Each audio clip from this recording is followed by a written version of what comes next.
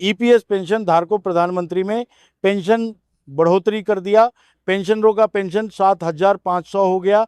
अब 78 लाख पेंशनरों को भुगतान किया जाएगा, भुगतान का घोषणा कर दिया गया है। और साथ में महंगाई भत्ता मिलेगा और पेंशन में बढ़ गया है, तो भुगतान मिलना शुरू हो जाएगा।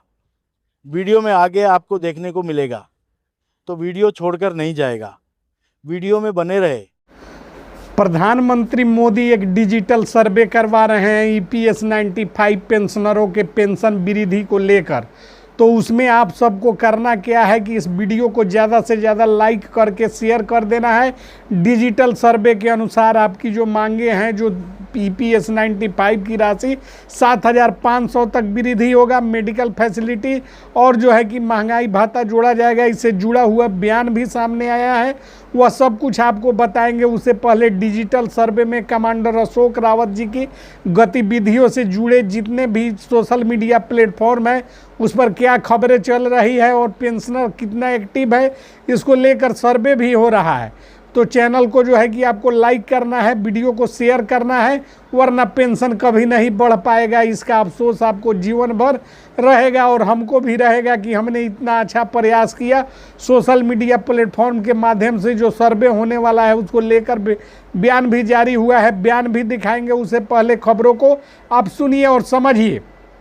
तो ईपीएस 95 पेंशनर को लेकर आ रही खबरों के अनुसार देश भर के करोड़ों ईपीएस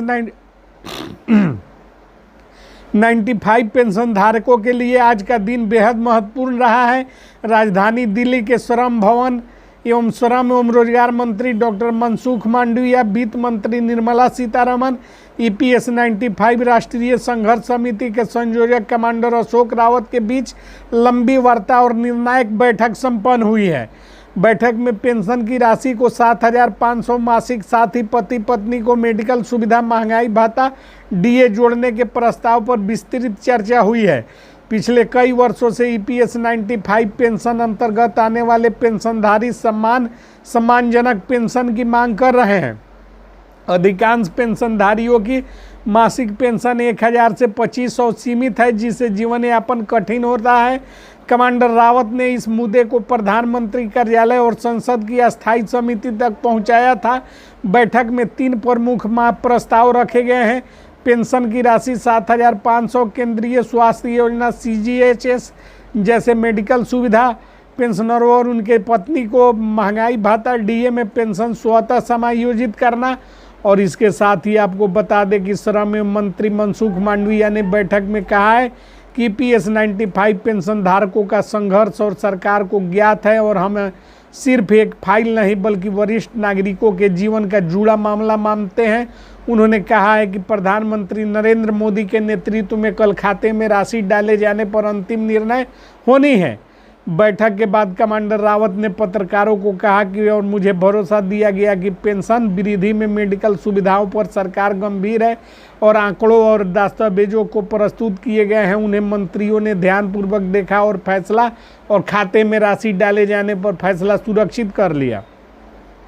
वित्त मंत्रालय के सूत्रों के अनुसार निर्मला सीतारमन ने पेंशन वृद्धि के लिए सोशल बेंचमार्क मॉडल पर सहमति जताई है। इसमें सरकार द्वारा कर्मचारी भविष्य निधि संगठन ईपीएफओ के तहत विशेष फंड और वित्तीय सहयोग देने का प्रारूप तैयार किया जा रहा है। देश भर से आए पेंशन धारकों में इस बैठक को खबर सुनते ही उत्साह फैल गया है।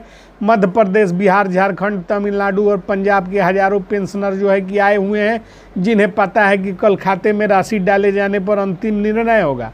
पीएमओ भी इस मुद्दे पर विशेष रुचि दिखाई है। सूत्रों के मुताबिक प्रधानमंत्री मोदी ने खुद मनसुख मांडविया को निर्देश दिया है और पेंशनरों के प्रति न्यायपूर्ण नीति लाने में देरी न की जाए, इस पर सकारात्मक पहल करते हुए कल खाते में राशि डाले जाने पर अंतिम निर्णय होना है। बैठक के बाद मंत्रालय स्तर पर ड्राफ्ट प्रस्ताव तैयार कर लिया गया है और इस फाइल पर प्रधानमंत्री कार्यालय में भेजी जा रही है। संभावना जताई जा रही है कि इस माह के शुरुआत में ही कैबिनेट के बैठक में मंजूरी दिलाकर खाते में राशि कल डाली जाएगी।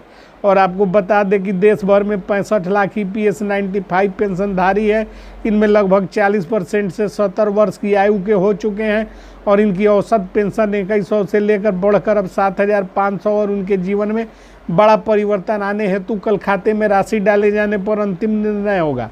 वृद्ध पेंशनरों की स्वास्थ्य मंत्रालय के अनुसार योजना के अंतर्गत CGHS कार्ड जैसी सुविधा दी जाएगी, जिससे स्वास्थ्य इलाज की कार्यवाहियों को संपन्न किया जा सकेगा।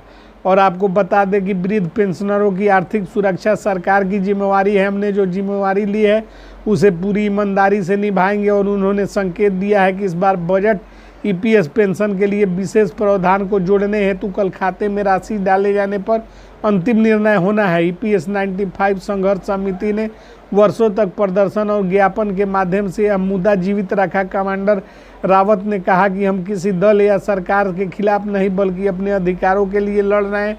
उन्होंने सभी पेंशनधारियों से अपील की कि धैर्य बनाए रखें, एकजुट रखें और जो है कि आगे बढ़ते रहें, क्योंकि कल खाते में राशि डाले जाने पर अंतिम निर्णय ले लिया जाएगा। जय हिंद, जय भारत।